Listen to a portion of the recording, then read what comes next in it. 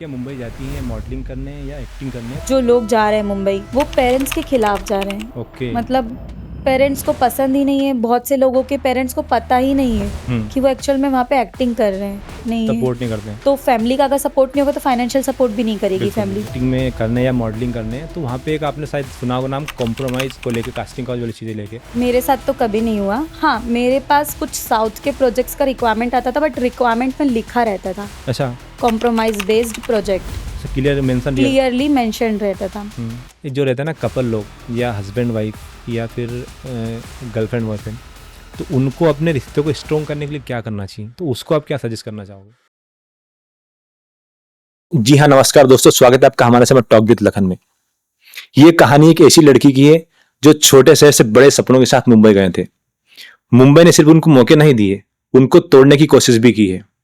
तो आज वही लड़की हमारे साथ है, उनकी सारी कहानी, सारी जर्नी अपने खुद के मुंह से सुनाएंगे आपको। ऋतिका जी, आपका बहुत बहुत स्वागत है हमारे शो में। Thank you. कैसे हैं आप? मैं बहुत अच्छी हूँ, आप कैसे हैं? बहुत बढ़िया मैम।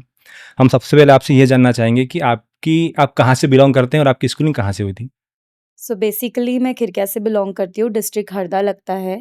और मेरी स्कूलिंग हरदा से ही हुई है, संस्कार विद्यापीठ से। और उसके बाद मैंने कॉलेज किया है, हरदा डिग्री कॉलेज से ही बीएससी किया है। देन उसके बाद मैंने इंदौर से इंटीरियर किया है, डीएवीवी से। Okay, okay, okay. तो हम आपसे ये जानना चाहेंगे कि आपकी एक्टिंग करियर की शुरुआत कैसे हुई? आपको किसने एक्टिंग के लिए आपको प्रेरित किया है? एक्टिंग करियर की शुरुआत तो मैंने मॉडलिंग से की थी, ओके, शूट्स से। ओके, जॉब के साथ-साथ मैं शूट्स करती थी, as a print model, as a makeup के शूट्स करती थी। तो तभी शूट करते-करते मेरे पापा को ऐसा लगा कि यार शूट के क्यों कर रही हो? टाइम वेस्ट हो रहा है। तो ट्राई करना है तो फिर बड़े लेवल से ट्राई करो। ओके। तो उन्होंने मुझे मुंबई शिफ्ट किया। आपके पिताजी ने आपको मुंबई शिफ्ट किया? हाँ, ओके, ये ओके। पापा का डिसीज़न था कि मैं मुंबई जाके हुँ, ट्राई करूँ। भले से 1 साल ट्राई करूँ, बट ट्राई करने में क्या बुराई है? बिल्कुल, बिल्कुल, ट्राई तो करना चाहिए। हाँ। अच्छा, तो आपका जो पहली बार आपको जब शूट मिला था, तो उसका आपका कैसा एक्सपीरियंस रहा था आपका? थोड़ा उसके बारे में शेयर कीजिए आप। मुंबई का या इंदौर का? कहीं एनी एल्स, मुंबई का, दोनों जगह कर सकते हैं आप। इंदौर का अगर एक्सपीरियंस शेयर करूँ तो हुँ, मैंने सोचा नहीं था कि मुझे, मतलब हाँ, मेरा ड्रीम था स्कूल टाइम में, ओके, स्कूल टाइम में, बट उस टाइम फिर एक टाइम के बाद वो चीज़ें छूट छूट गई थी। बट फिर इंदौर में शूट किया तो पता नहीं था मुझे कि आगे मुझे कंटिन्यू करना है। बट काम किसको बुरा लगता है, काम मिलने लगा तो फिर मुझे भी इंटरेस्ट आने लगा, तो फिर मैंने कंटिन्यू किया। अच्छा, मैंने आपकी पोस्ट देखी थी आपके इंस्टाग्राम पे, आपने क्रिकेटर जसप्रीत बुमराह जी के साथ भी काम किया आपने, तो हाँ। थोड़ा उसकी कहानी आप बताइए कि उनके साथ आपने कैसे ऐड मिला और उसकी कहानी मतलब किस टाइप से आपको वहाँ पे काम मिला? ऑडिशन से काम मिला आपको कि या किसी कॉन्टैक्ट से आपको वहाँ पे काम मिला था? मुंबई में कॉन्टैक्ट के थ्रू तो काम मिलता ही है, लेकिन कॉन्टैक्ट बनाने के लिए भी आपका प्रोफाइल स्ट्रॉन्ग होना चाहिए, क्योंकि प्रोफाइल स्ट्रॉन्ग नहीं होगा तो आपको कॉन्टैक्ट भी काम नहीं दे सकता। बिल्कुल, तो या तो प्रोफाइल स्ट्रॉन्ग करने के लिए आपको ऑडिशंस तो देने ही पड़ेंगे। ओके, तो ऑडिशंस तो आपको अनलिमिटेड देने हैं। आपको कौन से ऑडिशन में आप सिलेक्ट हो जाओगे आपको पता भी नहीं है। राइट, तो ये जसप्रीत बुमराह वाला भी एक फ्रेंड के थ्रू ही मुझे रिक्वायरमेंट आया था ओके, शूट का, ओके। बट मैंने ऑडिशन दिया था। अच्छा, ऑडिशन से ही काम मिला था आपको? हाँ। कैसा एक्सपीरियंस रहा था आपका वहाँ पे? एक्सपीरियंस तो हमेशा अच्छा ही रहता है, मतलब मेरे अंदर पता नहीं, मुझे हमेशा शूट पे या कहीं पे भी मेरे अंदर हुँ, कॉन्फिडेंस हमेशा रहता है, मुझे कभी ऐसा नर्वस फील नहीं होता। Okay, okay, okay. तो एक्सपीरियंस तो मेरा अच्छा अच्छा, था। अच्छा, आपने जो एक्टिंग की शुरुआत की, आपने एक्टिंग कहीं पे सीखी थी या आप क्या बोलते हैं ना कि गॉड गिफ्ट होती चीज़ें, आपने उसके अकॉर्डिंग स्टार्ट किया था इसको?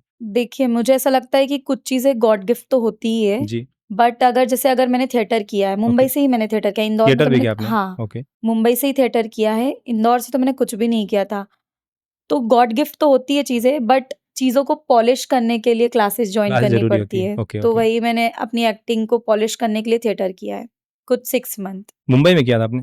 अच्छा, आपका एक और मैंने ऐड देखा था, जिसमें आप रणबीर कपूर जी के साथ शायद आप कुछ ऐड कर रहे हैं, शूट कर रहे हुँ, हैं, तो हुँ। वो किस चीज़ का शूट था? कोई ऐड था या कोई फ़िल्म थी या क्या चीज़ थी वो? थोड़ा उसके बारे में वो बताइए आप। टीवीसी ऐड है और ओके, वो मुझे अपनी वर्क प्रोफाइल के थ्रू मिला है। उसके लिए मैंने ऑडिशन नहीं दिया था, उन्होंने प्रोफाइल माँगा था, मेरा लुक जा रहा था उसमें, और इस चीज़ का तो मुझे भी आइडिया नहीं था कि मैं सिलेक्ट हो जाऊँगी, क्योंकि ओके। रिक्वायरमेंट आया था। हुँ, तो मैंने ऐसे ही बोल दिया था रैंडमली, क्योंकि बजट थोड़ा बहुत हाई बजट नहीं था उसका, हुँ, मीडियम बजट था, तो उस बजट को लेके मेरा मन आगे पीछे हो रहा था।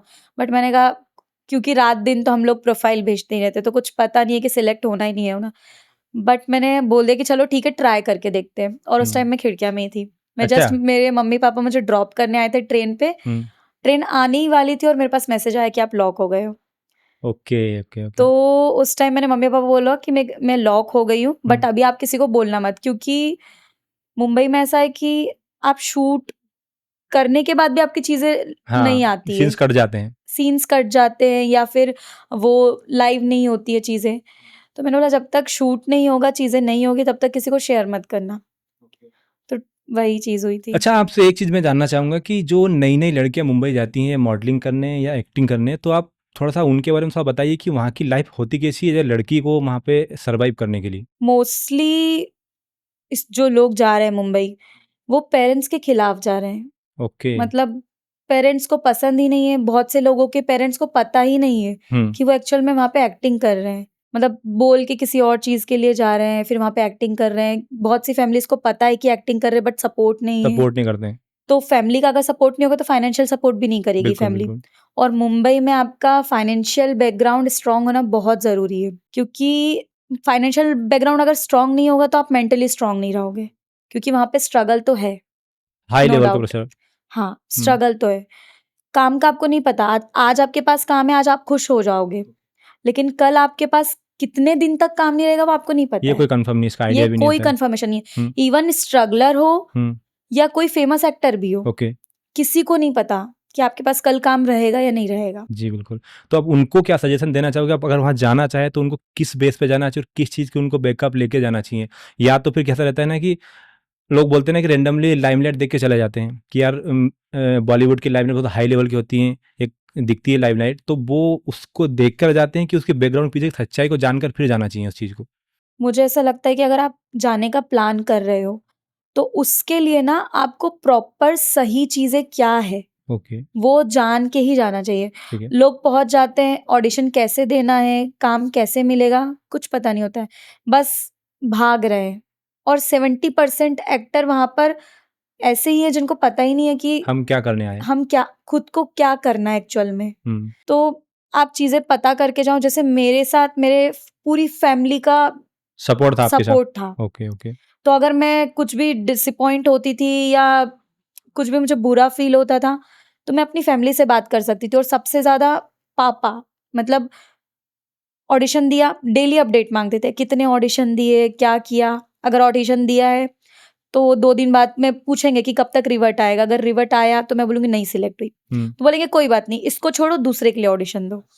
तो वो जो एक पॉजिटिव वाइब होती है ना, वो आपको मिलना बहुत फैमिली से ज़रूरी। मिलती है वो। हाँ, वो मिलना बहुत ज़रूरी है। अच्छा, मैं एक चीज़ और आपसे जानना चाहूँगा कि देखो आजकल जो जिस जनरेशन चल रही है हमारे यहाँ पे, तो क्या रहता है कि लोग लड़कियों की स्ट्रगल को स्ट्रगल मानते हैं कि सिर्फ़ उनका कैरेक्टर को जज करने लग जाते हैं लोग? इंडस्ट्री के तौर पे बताइए मुझे आप। मुझे ऐसा लगता है कि स्ट्रगल तो लड़की का हो या लड़के का हो, हुँ, स्ट्रगल ही होता है। ओके। लेकिन स्ट्रगल, हमारा एक्चुअल जो स्ट्रगल है, वो सिर्फ उन्हीं को पता है जो हमारे क्लोज वंस है। स्ट्रगल के टाइम पे तो हर कोई बुराई ही करेगा। सक्सेस के बाद जब हम सक्सेस हो जाते हैं ना, लोग तभी आपको जान पाते हैं। राइट। स्ट्रगल के टाइम कोई भी आपका स्ट्रगल नहीं देखेगा। हुँ, आज मैं जो शो ऑफ कर रही हूँ इंस्टाग्राम पे, लोग वही देख रहे हैं। ओके। लोगों को लग रहा है मैं बहुत ऐश कर रही हूँ, ये सब मेरे मजे चल रहे हैं, हुँ, हुँ, लेकिन उसके पीछे मैं कितनी मेहनत कर रही हूँ वो किसी को नहीं पता। किसी को नहीं पता होता। आज मेरा अगर कोई सीरियल आया है या हुँ, कोई मैंने ऐड किया है, ओके। तो मैंने 13 घंटे उस सेट पे काम किया है, फिर अगले दिन मैं भागी हूँ 4-5 घंटे का गैप लेके, फिर अगले दिन भागी हूँ 13 घंटे के लिए शूट। तो एक 13 घंटे का शिफ्ट होता है सीरियल्स वालों के लिए तो। हाँ, ओके। अब मुझे लगता है कि तेरा क्या वो 14-15 घंटे निकाल देते होंगे क्योंकि हाँ, 12 मतलब घंटे की शिफ्ट रहती है, बाकी आने-जाने का टाइम ट्रेवल भी होता है ना उसके अंदर? 12 घंटे का तो शिफ्ट कंपलसरी होता ही है। ओके। 1 घंटे वो बफर टाइम लेके चलते हुँ, हैं। हुँ। उसके बाद अगर सीन आधा घंटा बढ़ गया तो आप थोड़ी ना आधा घंटे का पैसा मांगोगे। हाँ, तो और क्या रहता है हम लोग को काम की नीड होती है, हम लोग उनसे आर्गुमेंट नहीं कर सकते इस चीज़ के आर्ग्यूमेंट लिए। नहीं कर सकते, एग्जैक्टली। ओके। तो वो चीज़ है कि स्ट्रगल का तो मुझे यही लगता है कि स्ट्रगल तो कोई नहीं देखता। जो क्लोज वंस होते हैं उन्हीं को पता होता है कि हमारा एक्चुअल स्ट्रगल कहाँ है, मतलब हमने कहाँ से शुरू करके हम कहाँ पहुंचे। और जो नॉर्मल ऑडियंस होती है वो तो सिर्फ स्ट्रगल को देख के ही बात करते हैं। मैं आपसे ये जानना चाहूँगा कि आपके लाइफ में कभी ऐसा हुआ आप मुंबई जाने के बाद में कि आपकी लाइफ में किसी ने ऐसा आपको कॉम्प्लीमेंट किया हो आपकी एक्टिंग फील्ड को लेके, या पॉजिटिव या नेगेटिव, तो आपको उस टाइम पे कैसा लगा? थोड़ा उसके बारे में थोड़ा क्लियर बताइए हमको। नेगेटिव कॉम्प्लीमेंट तो किसी ने नहीं किया, बट हाँ, मेरे साथ मतलब कुछ लोग थे जो अपने एक्सपीरियंस मेरे साथ शेयर करते थे, बट उनके एक्सपीरियंस हमेशा नेगेटिव ही होते थे। मतलब उनके साथ चीज़ें नेगेटिव हुई है तो ज़रूरी नहीं है वो चीज़ें सभी मेरे के साथ साथ होगी, भी ऐसा नहीं है ऐसा। नेगेटिव हो। ओके। तो ये चीज़ मुझे कब रियलाइज़ हुई, जब मैं कंटिन्यू उनके साथ बैठने लगी, क्योंकि मैं एक पीजी में गई थी, तो पापा का ऐसा कहना था कि वो लोग ऑलरेडी वहाँ रह रहे हैं हुँ, और एक्टर है, तो उनके साथ बैठ ताकि तुझे नॉलेज मिले। नॉलेज मिले इस चीज़ का। अब मैं बैठने लगी तो हमेशा उन्होंने नेगेटिव एक्सपीरियंस शेयर किया, तो मुझे ऐसा कंटिन्यू मतलब 4 मंथ्स 5 मंथ्स तो मैंने एक चीज़ रियलाइज़ की कि ये चीज़ें इनके साथ नेगेटिव है, मेरे साथ तो अभी तक 5 महीने में कुछ नेगेटिव हुआ, नहीं हुआ। ओके। तो ज़रूरी नहीं है कि इनके साथ अगर चीज़ें खराब है तो वो मेरे साथ भी खराब होगी। जी, बिल्कुल। तो मेरे साथ ऐसा नेगेटिव तो कुछ भी नहीं हुआ मुंबई में, बट वो जो लोग थे जिनके साथ मैं बैठती उठती थी, उनके नेगेटिव एक्सपीरियंस जब उन्होंने मेरे साथ शेयर किए तो फिर मैं ओके। उनसे दूर हट गई। मैंने बोला नहीं, पॉजिटिव वाले मुझे 2-3 दोस्त मिल गए थे वहाँ पर, हुँ, जो बहुत मुझे मोटिवेट करते थे। Okay, okay. अच्छा, मैं आपसे ये जानना चाहूँगा, लोग बोलते हैं कि मुंबई सपने को पूरा करती है, बट एक रेशियो अगर देखा जाए तो मुझे लगता है कि मुंबई सपनों को तोड़ती ज़्यादा है। तो आप इस पे क्या बोलना चाहोगे? मुंबई सपनों को पूरा करती है, लेकिन उसके लिए पेशेंस होना बहुत ज़रूरी है। ओके, और मुझे ऐसा लगता है कि जो पेशेंस इंसान के अंदर है ना, वो कब तक रखेगा? कब तक रखेगा? राइट, इसीलिए आपके पास बैकअप प्लान होना होना चाहिए। ज़रूरी है। मतलब आपके पास मतलब बहुत सारे बच्चे ऐसे हैं जिनके पास मतलब बस रह रहे हैं, फैमिली से बहुत गंदी तरीके से भी रह रहे हैं। जिनकी फैमिलीज़ स्ट्रॉन्ग है, वो पैसा दे रही है, अगर आज इस मंथ नहीं हुआ तो फैमिली से माँग लेंगे। हुँ, बट जिनके पास फैमिली सपोर्ट नहीं है, जो फैमिली के खिलाफ आए हैं, ओके, उनकी कंडीशन बहुत खराब रहती है, हुँ। मेंटली भी और इमोशनली भी। आपको ऐसा लगता है कि मुंबई सच में सपनों को पूरा करती है या तोड़ती है? अब थोड़ा-सा मतलब क्या लगता है कि सच में मुंबई सपनों को पूरा कर देती है या फिर तोड़ देती है? थोड़ा-सा वो क्लियर नहीं हो पाया हमको। दोनों चीज़ें हैं, मतलब 50-50 बोलना चाहोगे आप? 50-50 बोलूँगी। वो तो हुँ, लक के ऊपर डिपेंड करता है हुँ, कि आपका लक साथ देना चाहिए। हुँ, हुँ। तो कुछ लोगों के सपने पूरे भी हो जाते हैं, कुछ लोग डिमोटिवेट भी हो जाते हैं। ऐसा कभी लगा आपको मुंबई की लाइमलाइट, मुंबई की इतनी जो रहता है ना कि रश रहता है मुंबई में, लोकल ट्रेन का हर चीज़ का, तो उस टाइम आपको कभी ऐसा लगा मुंबई में जाने के बाद में कि मुंबई में इतनी भीड़ में आके मैं खुद को ही खो रही हूँ? ऐसा कभी फ़ील हुआ लाइफ़ में आपको? हाँ, हुआ है मुझे फ़ील, क्योंकि मैं बहुत पॉज़िटिव लड़की थी, बहुत पॉज़िटिव। मतलब कोई भी चीज़ अगर है तो मैं शुरू से बचपन से ही कभी मैंने ये नहीं बोला कि ये मैं नहीं कर पाऊँगी। मेरा हमेशा ये था कि मैं कर लूँगी। लेकिन मुंबई में मैंने बताया ना कि काम का कोई भरोसा नहीं है, आप कब तक, और काम मेन तो चाहिए आपको पैसा। काम तो वो है कि एक बहाना है। काम तो चाहिए ही चाहिए, लेकिन सर्वाइव करने के लिए आपको पैसा चाहिए। और जब आपके हाथ में पैसे नहीं होंगे तो आप डिमोटिवेट हो जाओगे। मतलब जैसा रहता आपसे मैंने पूछा कि मुंबई की जो भागदौड़ होती है, जो भीड़ होती है, वहाँ की जो रश होता है वहाँ का, वहाँ पे टाइम का पता बिल्कुल लगता नहीं इंसान। जब इंसान वहाँ खुद में मतलब अपने खुद की एक बोलते हैं आइडेंटिटी इंसान खो देता है उस भीड़ के अंदर, तो उस टाइम आपने अपने आप को कैसे पॉजिटिव माइंड में लेके और कैसे अपने आप को अपने वर्क पे लेके गए? और उस टाइम कभी लाइफ में आपको ऐसा हुआ कि आपके फैमिली से किसी का कॉल आया हो और आप एकदम टूट चुके हो, तो क्या आपने अपनी फैमिली से कभी झूठ बोला उस चीज़ के लेके कि नहीं मैं एकदम स्ट्रांग हूँ? उनको बोलते हैं ना उनको एक पॉजिटिव माइंड देने के लिए कि ताकि वो नेगेटिव नहीं हो, हमको डिसअपॉइंट नहीं हो हमारी चीज़ को समझ के वो। तो ये जो आपने क्वेश्चन पूछा ये मेरे साथ उल्टा था। अच्छा, मतलब लाइक मैं अगर टूटती थी तो मैंने कभी झूठ नहीं बोला है घर पे।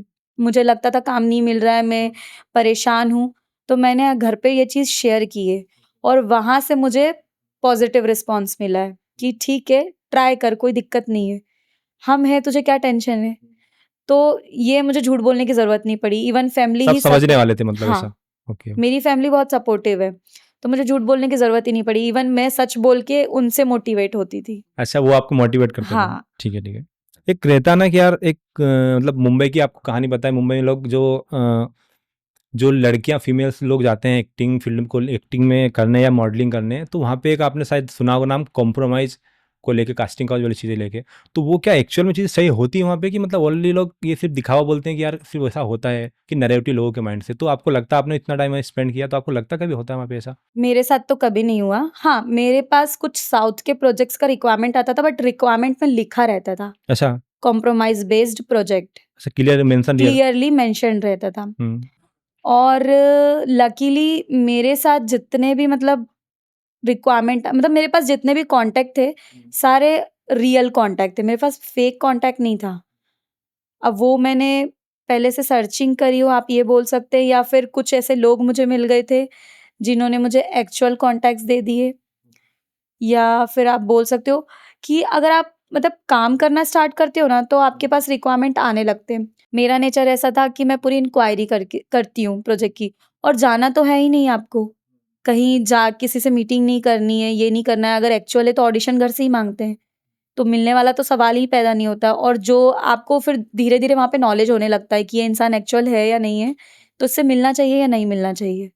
तो बहुत सारी लड़कियाँ जिनको नहीं नॉलेज होता है, जिनको चीज़ें नहीं पता होती है, तो उनके साथ वही ना गलत एक्सपीरियंस शेयर करने वाली बात है कि उनको नहीं पता थी चीज़ें, गए मिलने, चीज़ें हुई उनके साथ, कुछ भी उल्टा-सीधा जो भी होना था, तो नेगेटिव एक्सपीरियंस हुआ ना, तो वो दूसरों के साथ शेयर करते हैं। मैंने कभी ये चीज़ें की ही नहीं, कभी मैं किसी से जाके मिली नहीं, और मिली भी हूँ तो उन लोगों से मिली हूँ जो ऑलरेडी वहाँ पे नोन हैं। तो मेरे साथ ऐसा नेगेटिव तो कभी नहीं हुआ। बट हाँ, मैं ये ही सजेस्ट करूँगी सबको कि जो भी करो सोच समझ के करो, पहले इंक्वायरी कर लो चीज़ों की। आपके दोस्त तो वहाँ पे बन ही जाते हैं जो ऑलरेडी वहाँ पे रह रहे हैं, तो आप उनसे पूछ लो कि ये एक्चुअल में फेक है या ओरिजिनल है। चीज़ें धीरे-धीरे आपको रह के पता चल जाती है। बट हाँ, जाते ही आप एकदम ये मत सोचो कि अरे मैं तो जाते ही काम कर लूँगी। फिर वो कुछ लड़कियाँ अलग होती है, जो कॉम्प्रोमाइज़ वाला जो आपने क्वेश्चन पूछा वो रेडी होती है। उनको काम चाहिए, बात खत्म। मैं आपसे एक बात और जानना चाहूँगा कि बॉलीवुड की सबसे बड़ी झूठ क्या है, जिनको लोगों को अभी तक पता ही नहीं इसके बारे में? एक बोलते हैं ना कि यार एक लाइमलाइट की दुनिया अलग होती है दिखाने की, उसके बीटीएस बिहाइंड द सीन चीज़ अलग होती है। झूठ तो ऐसा मतलब कुछ मैंने जाना नहीं है कि ऐसा कुछ झूठ है वहाँ पर। मतलब एक्चुअल में जो चीज़ें हम सुनते हैं वो तो है थोड़ी बहुत। ये जो आप लाइमलाइट वाली बात बोल रहे हैं तो ये है। बट इसके लिए आपको वहाँ तक पहुँचना पड़ेगा, क्योंकि हुँ, इतनी भीड़ है वहाँ पर। हुँ, आप जिस एरिया में जाओगे आपको वहाँ पे एक्टर मिलेंगे। ओके। तो अगर 10 में 10 लोग हैं अगर, तो हुँ, 10 में से 1 ही इंसान लाइमलाइट तक पहुँच पा रहा है, 9 तो स्ट्रगल ही कर रहे हैं। ये तो बहुत बड़ा डार्क साइड है। मतलब सच्चाई है, झूठ कुछ भी समझ लो इसको। हाँ, क्योंकि तभी मैंने आपसे सवाल किया था कि मुंबई सपने को तोड़ती ज़्यादा है कि पूरे करती है? पूरे क्योंकि आपने करती है। बताया कि 10 लोग जा रहे हैं तो उसमें 1 इंसान वहाँ तक पहुँचेगा, बाकी 9 लोग स्ट्रगल करेंगे। तो और कहीं न कहीं ऐसा हाँ, लगता है कि उन 9 लोगों के सपने टूट रहे हैं।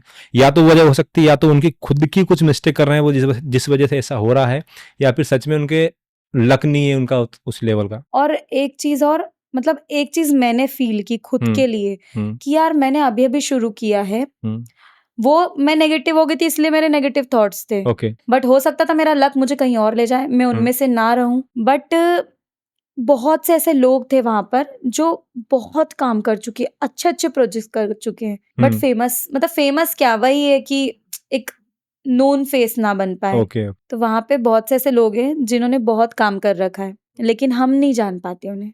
तो मुझे ऐसा लगता है कि उनको ऐसा लगता होगा कि वो सक्सेसफुल है क्योंकि वो पैसा कमा रहे हैं। दुनिया में 2 ही चीज़ चाहिए, पैसा चाहिए या फिर फ़ेम चाहिए। तो उनको पैसा मिल रहा है, कुछ लोगों को फ़ेम मिल रहा है। अच्छा, इसी सवाल में से आपको एक और सवाल निकाला मैंने आपके लिए, कि आपको ज़्यादा क्या लगता है कि फ़ेम ज़्यादा ज़रूरी होता है आपके पॉइंट ऑफ व्यू से, कि पैसा आपके लिए बहुत ज़रूरी होता है? मेरे लिए तो दोनों। दोनों? हाँ, दोनों पॉसिबल हैं? पॉसिबल मतलब ज़्यादा प्रायोरिटी तो पैसा है, बट आपके पास पैसा आने लगेगा ना तो हर कोई आपकी इज़्ज़त करने लगेगा। पैसे से ही इज़्ज़त है इंसान की। आप कहीं भी जाओगे, मुंबई ही नहीं, आप किसी भी शहर में चले जाओ, आपके पास पैसा होगा ना तो आपको कोई रोकेगा नहीं। अच्छा, लाइफ़ में कभी ऐसा हुआ जैसे आपने मुंबई में आपने इतना कुछ काम कर लिया, आपने बुमराह जी के साथ काम किया, रणबीर कपूर के साथ आपने काम किया, तो इतना सारा आपका काम देखने के बाद में आपके फ्रेंड सर्कल में या आपके फैमिली वाले या आपके रिलेशन वालों ने आपको क्या चीज़ के बारे में बताया कि ये काम मतलब एक्चुअल में सही है इस फील्ड, ये वाली फील्ड, या फिर मतलब इसको छोड़ देना चाहिए? तो हर इंसान का अलग सोच रहती है, कुछ लोग का सोच रहता है कि यार ये वो दुनिया ही अलग है वो। और हम लोग एक छोटे शहर से बिलोंग करते हैं, आप इतने बड़े शहर में गए हो, तो अब क्या ऐसा लगता है कि वहाँ पे सर्वाइव कर पाओगे इन चीज़ों को लेके कि आपको छोड़ देना चाहिए? जब मेरा स्ट्रगल टाइम था, मतलब उस टाइम तो मैंने बोला ना, स्ट्रगल किसी को नहीं दिखता है। हुँ, बहुत से ऐसे लोग थे, हुँ, मतलब मैं शुरू से ही बहुत मस्तीखोर और इस टाइप की रही हूँ। हाँ, किसी की बात नहीं सुनना, जो करना है, मैंने बताया ना कि मैंने जो करना है वो करना ही है। तो मेरा नेचर ऐसा शुरू से रहा है। तो उस टाइम लोगों को कम पसंद थी मैं। लेकिन जब मेरी चीज़ें हुई, जब मैंने काम करना शुरू किया, वही ना आपका, जब आप सक्सेसफुल हो जाते हो, तो वही लोग आपके एग्ज़ाम्पल देते हैं अपने घर के अंदर। तो आज वो चीज़ हुई है मेरे साथ। मतलब मेरे ही फ्रेंड्स अब मुझे आके बोलते हैं कि हमारी मम्मी तेरा एग्ज़ाम्पल देती कि उसको देखो। ओके। और वही उन्हीं के पेरेंट्स एक टाइम पे बोलते थे कि ये बिगाड़ती है हमारे बच्चों को। चीज़ें सही है। अच्छा, आपको ऐसा लगता है अभी आप जितना आपने काम कर चुके हैं, आपको ऐसा लगता है कि मैं स्टेबल हो चुकी हूँ या सक्सेस हो चुकी हूँ, या अभी कुछ आपकी लाइफ से छूट रहा है? सक्सेस तो अभी बहुत आगे तक जाना है मुझे। यहाँ पे तो अभी स्टॉप नहीं होना है। तो मतलब इंसान की जो इच्छा है वो कभी खत्म नहीं खत्म नहीं होती। होती, जिज्ञासा कभी खत्म नहीं होती। हाँ, वो कभी खत्म नहीं होती। सब आज ये चीज़ मिल गई तो कल उस, और मुझे वो सी चीज़ सही भी लगती है कि अगर आज आपको ये चीज़ मिल गई तो आप आगे के लिए देखो, आगे के लिए प्रिपेयर करो अपने आप को। ऐसा नहीं कि ये मिल गया तो अब बस सैटिस्फाइड हो गए। लगता है कि सिर्फ ऑडिशन देने से किसी भी कैरेक्टर को लीड काम मिल जाता है वहाँ मुंबई में? हाँ, ऑडि ऐसा कोई एग्जाम्पल है आपके सामने, ऐसा हुआ कभी आपने जो देखा हो ऐसा? मतलब ऑडिशंस तो आपको देना ही पड़ेंगे।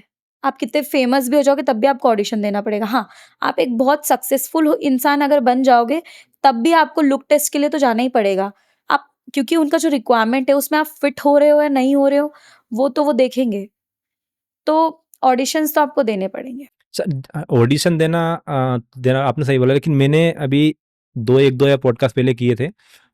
एक्टर लोग, मतलब एक्टिंग से बिलोंग करते थे वो लोग, तो उन्होंने मुझे बताया था कि हमको कभी ऐसा नहीं लगा कि सिर्फ ऑडिशन देने से इंसान को लीड रोल मिल जाता है इंडस्ट्री में, किसी भी चीज़ को लेके, फिल्में हों या सीरियल्स वगैरह हों या वेब सीरीज हों।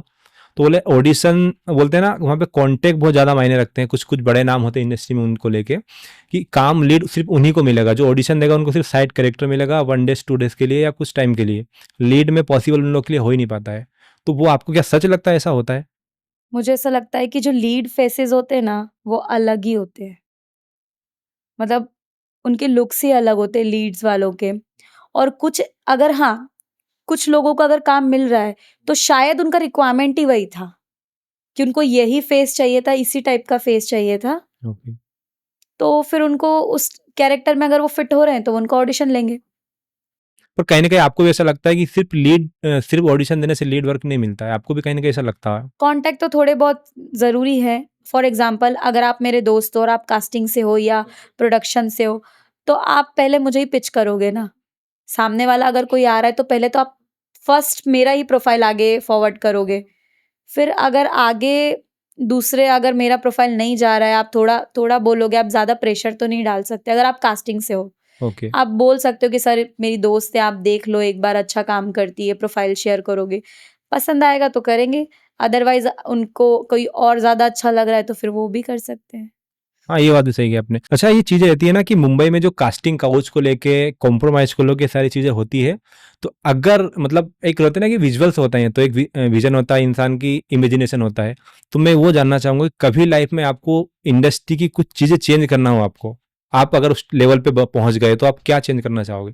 जैसे कास्टिंग के तौर पे, जिनकी कास्टिंग करते हैं लोग। मुझे एक चीज़ वहाँ की गलत लगती है। हुँ। कुछ, मतलब मैंने उस चीज़ के लिए अपने दोस्तों से भी बोला है। ये जो बीच में कोऑर्डिनेटर्स और जो कास्टिंग वाले होते हैं, हुँ। ये आर्टिस्ट का पैसा बहुत बहुत खाते खाते हैं। हैं, बहुत खाते हैं। आर्टिस्ट का पैसा, मतलब बजट। और पता है, ये इन लोगों को ऐसा लगता है कि आर्टिस्ट को पता नहीं चलेगा, बट सेट पे जाने के बाद आर्टिस्ट अगर 12 घंटे काम कर रहा है या 4 दिन साथ में काम कर रहा है, तो बॉन्डिंग अच्छी हो जाती है और एक दूसरे को शेयर कर ही देते हैं कि उसको कितना कितना बजट मिला है। तो इन लोगों की गलतफहमी है कि आर्टिस्ट को पता नहीं चलता है, लेकिन इनको वीक पॉइंट भी पता है आर्टिस्ट का, काम चाहिए। काम चाहिए तो वो लोग कुछ बोलेंगे भी नहीं। तो आर्टिस्ट यही सोचेगा कि चलो ठीक है यार, इसने अगर 5,000 खाया भी है, तो मुझे 5,000 तो मिला, अगर 10,000 का प्रोजेक्ट इसके पास आया था, इसने मुझे 5,000 तो दिया, घर में फ्री बैठने से अच्छा है कि मैं 5,000 के लिए काम कर लूँ। बट ये चीज़ मतलब कास्टिंग वालों को ऐसा लगता है कि वो भी तो इतने सालों से मेहनत कर रहे हैं, तो उनका फ़ायदा तो होना चाहिए। पर कहीं-कहीं कुछ ज़्यादा ही पैसे मार देते हैं वो बहुत आर्टिस्ट लोग। ज़्यादा, मेरे साथ ये चीज़ हुई है अभी रणवीर कपूर वाले ऐड में ही। ओके। मतलब बजट बहुत ज़्यादा था, हुँ, तो मैंने उस बंदे को प्यार से वो चीज़ बोली हुँ। कि आपने मुझे पता चला कि बजट इवन सेम प्रोजेक्ट मुझे ओके। उसी बजट में आया था, बट लॉक मुझे इस बंदे ने कर दिया, उसके पास से मैसेज नहीं आया मुझे। तो अब मुझे बजट तो इसी का लेना पड़ेगा, लेकिन मुझे ऑन सेट पता चल गया कि जो मेरे पास बजट आया था पहले, वही बजट था। Okay, okay. तो मैंने उसको बोला कि अ, ये बजट था, तो उसने फिर बहाने दे दिए। तो ऐसा कभी होता होगा ना लाइफ में, मतलब वहाँ पे जब काम करते टाइम कि किसी कोऑर्डिनेटर ने या किसी कास्टिंग वाले ने आपको पैसा पैसा मांगा ऑडिशन के टाइम पे, कुछ कुछ कई जगह दे बोलते हैं ना कि फेक ऑडिशन लेके कि पैसा हम लोग को इतना पैसा हम आपको आप हमको दो, हम आपको लीड में काम देंगे, आपको कंटिन्यू वर्क देंगे, और आपको ऐसा पता लगा हो या कास्टिंग वालों को लेके या किसी कोऑर्डिनेटर को लेके, तो आपने जब उनको कुछ बोला है तो आपने उस टाइम सामने ने आपको क्या रिप्लाई किया? अजय बोलता ना कि उनका कहना है कि चलो हमको कोई हमने पैसे खा लिए, हम किसी और आर्टिस्ट को ले लेंगे, तो उस टाइम आप क्या अप्रोच करते हो? या सोचते हो कि यार सच में कि ऐसा क्या होगा हमारे साथ ये? मेरे साथ ऐसा कभी नहीं हुआ। अभी तो आप बता रहे थे कि ऐसा कुछ हुआ था। नहीं, हाँ। मतलब पैसे वो खा रहे हैं बीच में, वो चीज़ अलग है। मुझसे माँगा नहीं पैसा ऐसा कि माँगा आपको कभी है? इस चीज़ में लॉक करवाने के लिए हुँ। या आपको ये प्रोजेक्ट दिलवाऊँगा तो आपको इतने पैसे देना पड़ेगा। ये मेरे साथ कभी नहीं हुआ। बट हाँ, जो मेरे जैसे फ्रेंड्स कुछ इंटरेस्टेड हैं लेकिन वो बाहर रहते हैं, जिनको नॉलेज नहीं है। अब मैं अगर इंडस्ट्री में गई हूँ तो मेरे मुझसे कॉन्टैक्ट करते कि यार एक फॉर्म भरने का बोल रहे हैं, आर्टिस्ट कार्ड बनवाने का बोल रहे हैं, 5,000 माँग रहे हैं, तो मैं दे दूँ क्या? मैंने बोला एक बात बता, मुंबई में हज़ारों की लाइन लगी है। वो वहाँ के एक्टर को छोड़ के तू एक गाँव में बैठी हुई है, तुझे पिच कर रहे हैं कि आप आर्टिस्ट कार्ड बनवा लो, आपका प्रोफाइल बहुत अच्छा है, आपको मैं काम दिलवाऊँगा। तो मुंबई में जो स्ट्रगल कर रहे हैं या जो इतने आर्टिस्ट बैठे हैं, उनको क्यों नहीं पिच कर रहे? क्योंकि उनको बिल्कुल। पता है कि उनको नॉलेज है इस चीज़ का। इसलिए वो वहाँ पे मुंबई के लोगों को पिच नहीं करेंगे, वहाँ ठग नहीं कर पाएँगे ना उनके साथ। वहाँ ठग नहीं कर पाएँगे। हुँ, तो बाहर के लोगों को पकड़ते या फिर जो न्यू कमर्स होते हैं, जो मुंबई में न्यू-न्यू आते हैं, हुँ। जिनको नहीं पता होती, नॉलेज नहीं होता है, वैसे लोगों को पकड़ते। तो मेरे साथ मुझे तो कभी किसी ने ऐसा पिच नहीं किया कि आपको मैं काम दिलवाऊँगा या आप मुझे इतने पैसे दे दो या आर्टिस्ट कार्ड बनवा लो, ये नहीं हुआ। बट बीच में पैसे खाने वाले तो कास्टिंग कोऑर्डिनेटर्स होते ही हैं, वो तो आप उसके लिए कुछ नहीं कर सकते। ऐसा आपको क्या सच में ऐसा लगता है कि मुंबई में काम पाने के लिए आर्टिस्ट कार्ड होना बहुत ज़रूरी है? ऐसा नहीं है। काम पाने के लिए कोई ज़रूरत नहीं है आर्टिस्ट कार्ड की वहाँ पर।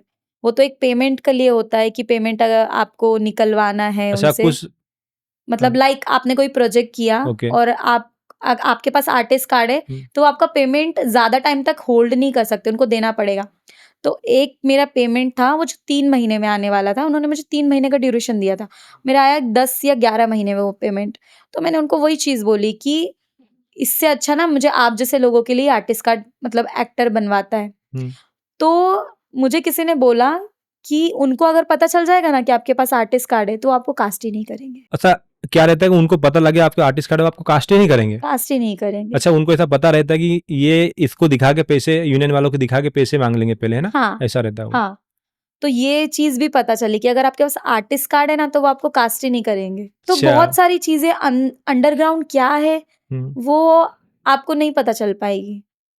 तो फिर हुँ। मैंने बोला कि फिर क्या ही सेंस है, वो तो वही है कि पैसा जब आना होगा तभी आएगा। नहीं, पर जहाँ तक मैंने पता किया था कुछ कुछ लोगों से मैंने बातचीत हुई थी मेरे कॉन्टैक्ट में, तो यही बता रहे थे भाई मुंबई में अगर काम करना है तो आर्टिस्ट कार्ड तो बहुत ज़्यादा कंपल्सरी, और एक कोई सी कंपनी का कुछ नाम है सिंटा करके कुछ बताया था, हाँ, तो सिंटा। सिंटा का आर्टिस्ट कार्ड बनता है, वो अगर होगा तो इंसान को ज़्यादा स्ट्रॉन्ग प्रोफाइल मानी जाएगी, उसमें ज़्यादा आपको जल्दी काम मिलेगा। मैंने तो ऐसा नहीं सुना और ना मैंने आर्टिस्ट कार्ड बनवाया है और अच्छा, ना मेरे काम पे उस चीज़ का इफ़ेक्ट पड़ा कभी।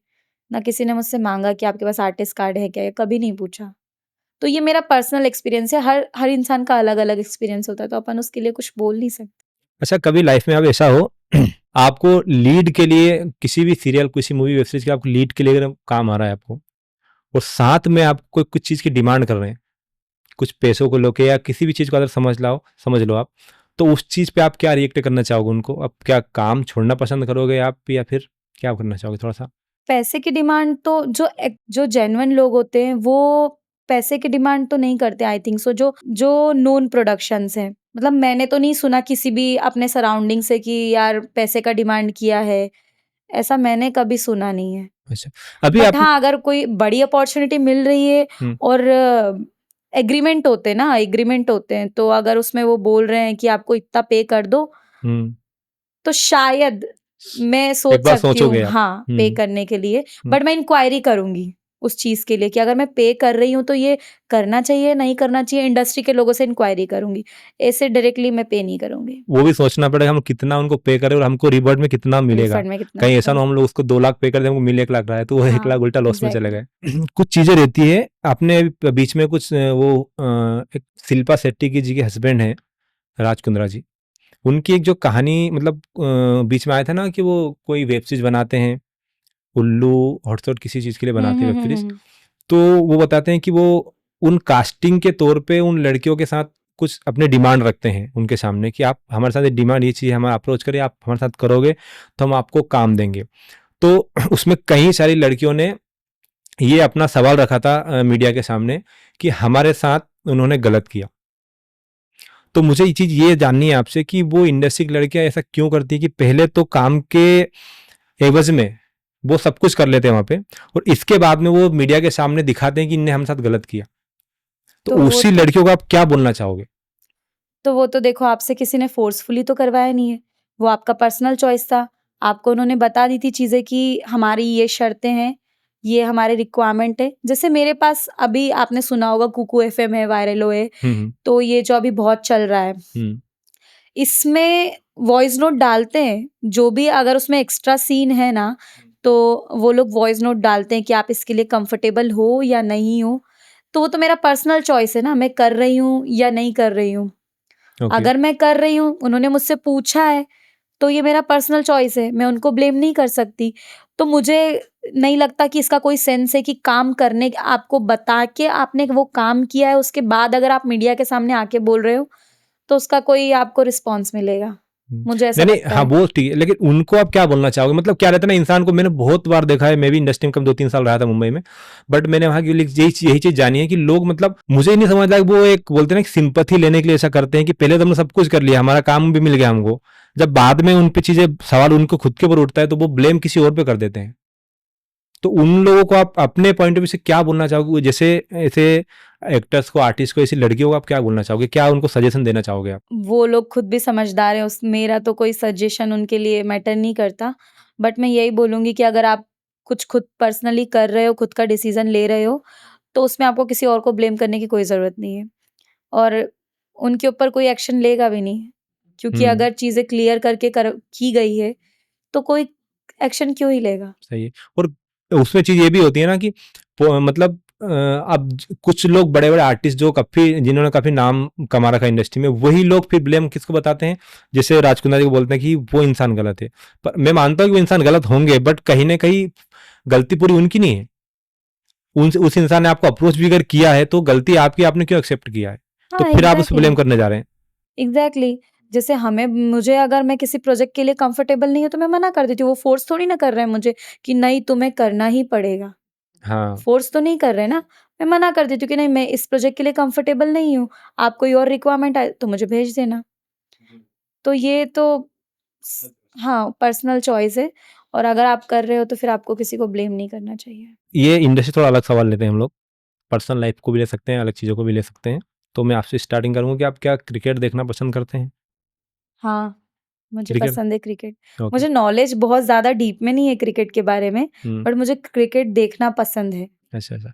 अभी आईपीएल चल रहा है, आप देखते होंगे? अभी आईपीएल तो नहीं देख रही, मैंने वर्ल्ड कप देखा था। अच्छा। आईपीएल में आपकी फ़ेवरेट टीम कौन-सी है? आईपीएल नहीं देखती मैं। इंडिया में इसमें कोई टीम फ़ेवरेट नहीं है आपकी? देखती ही नहीं हूँ आईपीएल। क्रिकेट देखना पसंद है, अगर कोई देख रहा है हुँ, बैठ के या किसी ने बोल दिया कि आज ये मैच आने वाला है, हुँ। तो फिर मैं बैठ के पूरा मैच देखूँगी, ओके, ओके। ऐसा है। आपका फ़ेवरेट प्लेयर कौन-सा क्रिकेट में? कौन है? मुझे तो विराट पसंद है, हुँ, एज़ अ पर्सन भी वो मुझे पसंद है। हुँ, मतलब क्रश बोल सकते हैं विराट और अनुष्का, जो उनकी बॉन्डिंग है, जो दिखाते हैं, हुँ। तो विराट पसंद है। हाँ, मुझे हार्दिक और नताशा बहुत पसंद थे, बट जब उनका डाइवोर्स हुआ, उसके बाद मेरा दिल तो टूट गया। और ये तो क्या रहता है कि बड़े लोग लाइफ में ऐसा होता है कि मतलब कब उनका ब्रेकअप हो जाता है, कब ब्रेकअप हो जाता है, कब हुँ, हुँ, डिवोर्स हो हुँ, जाते हुँ। हैं। ये तो इंडस्ट्री की सच्चाई है कि रिश्ते इसीलिए नहीं टिकते वहाँ पे। अच्छा हाँ, ये सवाल मैं आपसे जानना चाहूँगा कि इंडस्ट्री में जो जितने डाइवोर्स होते हैं, ये रिश्ते क्यों उनका रिश्ता लॉन्ग टाइम नहीं चल पाता है? क्या लगता है आपको, उसमें क्या चीज़ें कैसे होती है? उनकी पर्सनल लाइफ तो हमें नहीं पता होती कि क्या है एक्चुअल, बट मुझे ऐसा लगता है अभी बहुत ज़्यादा डाइवोर्स हो रहे हैं इंडस्ट्री में, तो इन्फ्लुएंस होते हैं लोग उसे देख के, मुझे ऐसा लगता है लोग एक्चुअल में इन्फ्लुएंस हो रहे हैं हाँ, उन चीज़ों से। तो ना लोगों को मुझे ऐसा लगता है कि इन्फ्लुएंस नहीं होना चाहिए। आप खुद की पर्सनल लाइफ को उससे मतलब मत कंपेयर करो। या आप इंस्टाग्राम को अगर ले लें, हम इंस्टाग्राम में जो चीज़ें चलती है कि इसके साथ ऐसा हो रहा है, ये ऐसा कर रहा है, तो उससे अपने पर्सनल रिलेशन के ऊपर इफ़ेक्ट मत आने दो, मुझे ऐसा लगता है। तो हम आपसे ये जानना चाहेंगे, आप अभी सिंगल हैं या अभी आप कमिटेड हैं या कमिटेड हूँ। अच्छा, एक चीज़ और जानना चाहूँगा कि आप अपने एक्सपीरियंस से आप क्या बताओगे कि मतलब ये जो रहता है ना कपल लोग या हस्बैंड वाइफ या फिर गर्लफ्रेंड बॉयफ्रेंड, तो उनको अपने रिश्ते को स्ट्रॉन्ग करने के लिए क्या करना चाहिए? कहीं-कहीं चीज़ें हो जाती है कि आजकल सोशल मीडिया को देख के रिश्ते टूटने लग जाते हैं, कंपैरिज़न करने लग जाते हैं लोग, तो उसको आप क्या सजेस्ट करना चाहोगे? सबसे मेन तो ट्रस्ट होना चाहिए, और ट्रस्ट आई थिंक वो बनाना पड़ता है, और वो धीरे-धीरे ही बनता है। हाँ, एक बार अगर गलती हो भी जाती है इंसान से, बट सामने वाले को उसको थोड़ा अंडरस्टैंड भी करना चाहिए। ऐसा नहीं कि एक बार गलती हो गई तो फिर आगे कंटिन्यू शक ही करते रहो। क्योंकि शक ऐसी चीज़ है कि छोटा-सा कुछ हुआ ना, तो फिर वो बढ़ते ही जाता है, कम नहीं होता है। राइट, तो थोड़ा अंडरस्टैंडिंग तो होनी चाहिए कपल के बीच में। और मैंने जैसे बताया कि इन्फ्लुएंस होने वाली बात, तो मैंने मतलब मैं भी होती थी इन्फ्लुएंस थोड़ा बहुत, लेकिन मैंने ना 2-3 चीज़ें ऐसी देखी जो इंस्टाग्राम पे मैं देख के बहुत खुश हो रही हूँ, लेकिन जब उसके पीछे की चीज़ें मतलब मुझे पता चली, तो मुझे पता चला कि नहीं यार, वो मैंने फ़ील किया कि नहीं यार, एक्चुअल में इंसान के साथ वहाँ पे ये हो रहा था, लेकिन उसने दिखाया ये है। तो मुझे ऐसा लगता है कि देखो, खुश हो, सपने देखो, किसी और कोई अगर कर रहा है तो उससे आपको आइडियाज़ भी मिलते हैं कि चलो हमें भी ये करना चाहिए। लेकिन उस पे एकदम मतलब ये मत हो जाओ कि यार करना ही है, इसके साथ ये हुआ तो मेरे साथ क्यों नहीं? ज़रूरी नहीं है कि उसके साथ वो चीज़ हो रही है तो आपके साथ भी होगी। आप सबकी अपनी-अपनी लाइफ होती है। सबकी अपनी लाइफ़ होती है। कभी आप भी खुश हो तो ज़रूरी थोड़ी ना वो भी उस टाइम खुश होगा। हाँ, तो फिर आप अपने आप को कंपेयर कैसे वो कर सकते सोशल हो? मीडिया तो इंस्टाग्राम तो एक ऐसी चीज़ है कि इंसान का जैसा माइंड रहता है ना, वैसे वो चीज़ें फीड में सजेस्ट करता है। फीड में सजेस्ट अगर करता है। इंसान हैप्पी अगर है तो उसको हैप्पी वाली चीज़ें आएँगी, रील्स भी आएँगी। वो इंसान सैड है या किसी चीज़ को लेकर परेशान है, लड़ाई भी अगर हो रही है कपल के बीच में, तो फिर वैसी चीज़ें सजेस्ट करेगा, तो इंसान का माइंड वहाँ से और ज़्यादा खराब होता है। और सबसे मेन पॉइंट तो मुझे लगता है कि कपल्स को थर्ड पर्सन अपने रिलेशन में रखना ही नहीं चाहिए। आपके रिलेशन में अगर थर्ड पर्सन है ना, हुँ, तो आपकी चीज़ें कभी सॉर्ट ही नहीं होगी। राइट, हमेशा आप दोनों ही सॉर्ट करो, और मुझे ऐसा लगता है कि नेक्स्ट डे कभी आने ही मत दो। जिस दिन लड़ाई हुई ना उसी दिन खत्म करो। फिर भले उसी दिन पूरा दिन लड़ते रहो, पर उसी दिन रात में खत्म होनी चाहिए चीज़ें। नेक्स्ट डे आएगा ना तो चीज़ें बढ़ती जाएगी। लोग ऐसे होते हैं कि 8 दिन बात नहीं कर रहे, 15 दिन बात नहीं कर रहे, तो फिर क्या मतलब का रिलेशन? आप ऐसे अगर टॉक्सिक रिलेशनशिप में हो, जिसमें आपकी 15 दिन बातें नहीं हो रही है, 20 दिन बात नहीं कर रहे हो, बढ़ती जाएँगी चीज़ें। सेम डे खत्म करो, अगली मॉर्निंग आप भी भूल जाओ, सामने वाले को भी बोलो तुम भी भूल जाओ। हुँ। अच्छा, एक चीज़ और बताओ, अगर लड़ाई हो जाती है, तो आप उस टाइम कैसे हैंडल करना चाहिए इंसान को, अपने रिलेशन को, आप उस पे थोड़ा-सा बताइए? क्योंकि देखो, एक आप लड़की हो, आप इस चीज़ को अपने पॉइंट ऑफ व्यू से बताइए कि अगर कोई लड़की के साथ ऐसा हुआ है, अपने पार्टनर से लड़ाई हो गई उसकी और बहुत ज़्यादा मतलब चीज़ को टॉक्सिक हो गई बहुत सारी चीज़ों को लेके, तो आप उनको क्या सजेस्ट करना चाहोगे, उसको लड़ाई को कैसे खत्म करना चाहिए? डिसरिस्पेक्ट तो होनी ही नहीं चाहिए रिलेशन में। बिल्कुल। आपकी आप करके बात करते हो और आपकी लड़ाई होगी तो आप सीधे तू पे आ गए हो या गाली देने लगे हो। हुँ, तो ये चीज़ तो होनी ही नहीं चाहिए। क्योंकि फॉर एग्ज़ाम्पल सामने वाला बंदा अगर आपको डिसरिस्पेक्ट कर रहा है, तो आप कब तक उसको आप करके बात करोगे? आपका चलो एक लड़ाई हुई, दूसरी लड़ाई हुई, आपका फ्रस्ट्रेशन भी निकलेगा ना बाहर, तो चीज़ें वहीं से खराब होती है। तो मुझे ऐसा लगता है कि अगर वो तो साथ में रह के पता चल जाता है, हुँ, आपके अंदर अगर ज़्यादा एंगर है, तो आप उस टाइम के लिए वहाँ से निकल जाओ। क्योंकि गुस्से में इंसान बहुत कुछ बोल देता है, लेकिन वो गुस्सा सिर्फ़ 5 या 10 मिनट का रहता है। खत्म होने के बाद फिर वो चीज़ें रियलाइज़ होती है कि यार मैंने रिग्रेट होता है गलत उस बोल चीज़ का। दिया था। हाँ, तो अगर आप बहुत गुस्से में हो ना, तो उस टाइम बात मत करो, 10 मुझे मिनट ऐसा के लिए आप लगता है। ब्रेक ले लो। हाँ, बट गुस्से में कभी ऐसी बातें मत बोलो ताकि उस इंसान को दिल पे लग जाए। हाँ, ताकि वो लड़ाई खत्म भी अगर हो गई, आपका गुस्सा भी खत्म हो रहा, तो आपको खुद को इस चीज़ का रिग्रेट हो कि यार हमने बहुत रिग्रेट हो। गलत बोल दिया इस चीज़ को। एग्ज़ैक्टली। राइट। मैं आपसे एक चीज़ और जानना चाहूँगा, क्या रिश्तों में लड़ाई होना ज़रूरी है या नहीं होना चाहिए? आपको क्या लगता है? ज़रूरी है। लड़ाई होना ज़रूरी है? हाँ, लड़ाई होगी तभी तो आपको रियलाइज़ होगा कि यार मतलब लड़ाई होने के बाद भी हम साथ में हैं, या उसने, मुझे तो ऐसा लगता है जब लड़ाई होती है, आपका पार्टनर आपको मना रहा है, तो वो एक मतलब हैप्पी फीलिंग होती है। अच्छा लगता है कि चलो इसने और लड़कियाँ तो ज़्यादातर इसीलिए गुस्सा होती है। एक्चुअल गुस्सा तो होती ही है कई बार, लेकिन कई बार ये भी होता है कि यार मेरा पार्टनर आके मुझे मनाए या कन्विंस करे, और मैं तो बहुत जल्दी मान जाती हूँ 5 मिनट के अंदर। तो मुझे कई बार वो गुस्सा भी आता है कि यार सामने वाले ने गलती करी, उसने 2 मिनट आके मनाया और मैं मान भी गई, तो उसको अपनी गलती का एहसास ही नहीं हुआ कि हाँ एक्चुअल में उसने मुझे हर्ट किया है। तो मैं फिर बोल देती हूँ कि मैं हर्ट हूँ, लेकिन बस मुझे हँसी आ जाती है। सही है। तो अच्छा, कहीं मैंने एक इंस्टाग्राम एक रील भी देखी थी कि अगर कपल के बीच में अगर लड़ाई नहीं हो रही है तो अपना ब्लड टेस्ट कराना चाहिए कि लड़ाई क्यों नहीं हो रही, मतलब कहीं न कहीं गलत हो रहा है आपके बीच में। लड़ाई होना बहुत ज़रूरी होता है। मैंने तो कभी ऐसा देखा नहीं कि कोई भी कपल के बीच में लड़ाई नहीं हो। हुँ। मैं तो ये बोलती हूँ अंबानी के बीच में भी लड़ाई होती होगी। हाँ, होती होगी। तो दुनिया में कोई भी ऐसा कपल नहीं है जिसके बीच में लड़ाई नहीं होती होगी। हाँ, बट अगर नहीं होती होगी तो फिर सीरियस नहीं होंगे एक-दूसरे के साथ। Right, right. बट मुझे तो ऐसा लगता है होती ही है लड़ाई, तो होनी सीरियस भी हो चाहिए। या नहीं हो, हर किसी के बीच में लड़ाई होती अगर है। 15 दिन लड़ाई नहीं हो रही तब ब्लड टेस्ट कराओ, क्यों नहीं हो रही लड़ाई, क्या रीज़न है ऐसा? Right, right.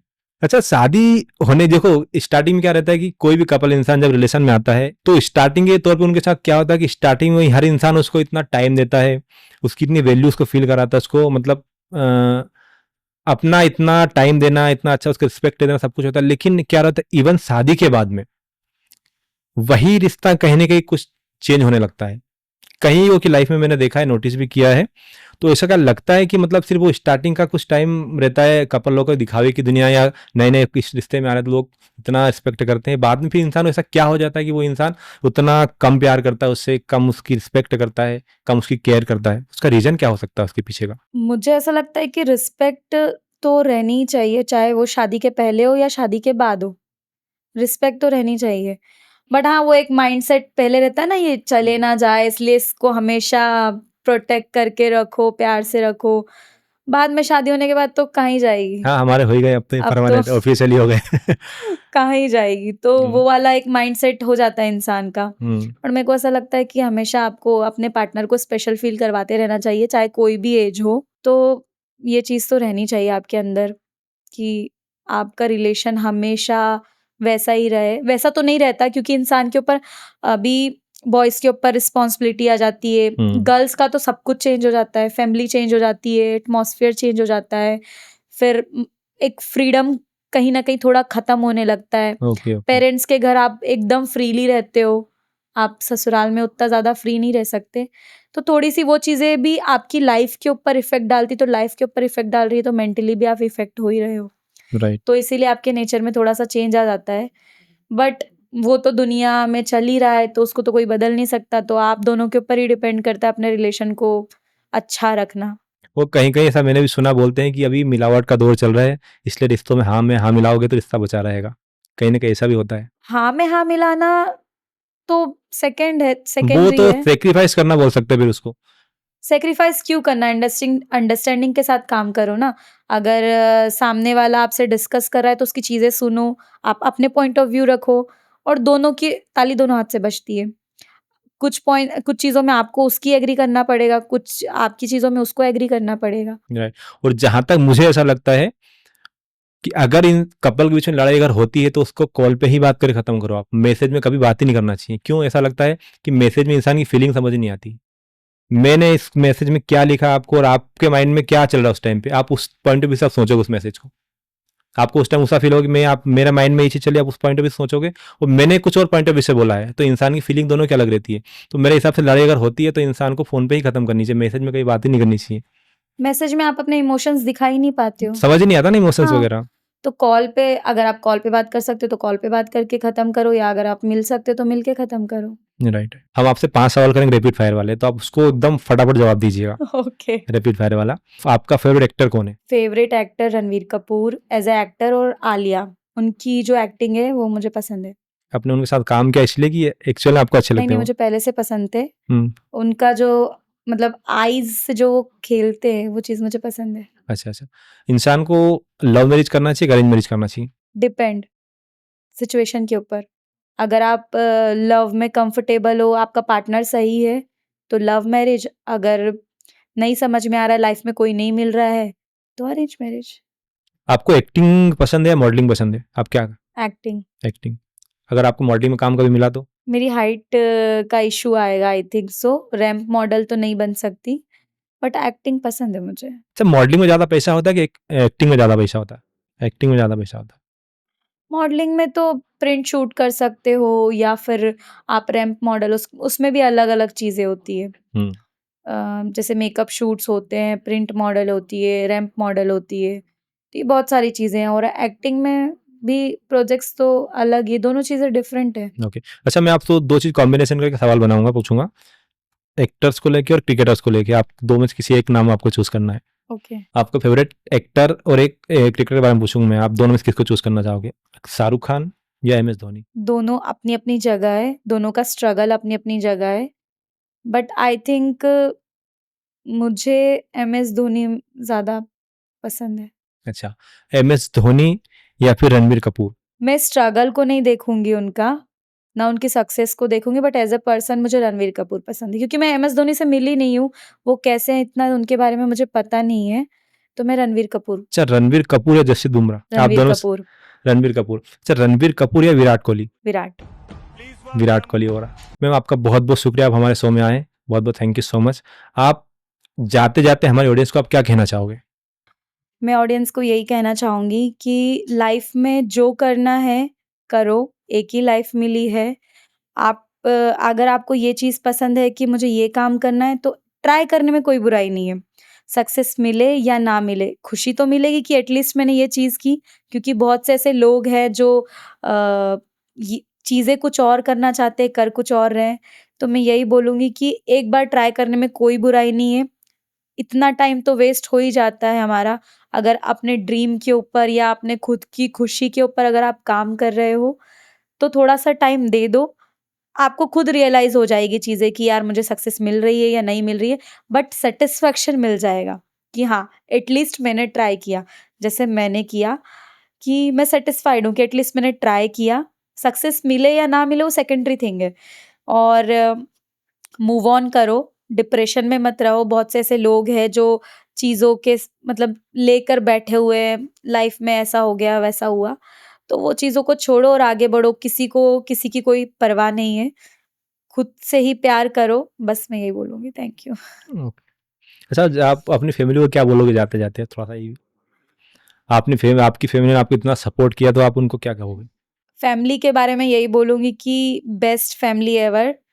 मेरे दोस्तों को जब मेरी फैमिली के बारे में पता चलता था या मैं अपने घर पे बात करती थी, तो वो मुझे बोलते थे फैमिली एक्सचेंज कर लो, पापा एक्सचेंज कर लो। तो मैं यही बोलूँगी कि बेस्ट फैमिली एवर, इतना सपोर्ट, मतलब नॉट अ सिंगल पर्सन जिसने मुझे ये बोला हो कि यार तेरी फैमिली इतना सपोर्ट करती है तुझे।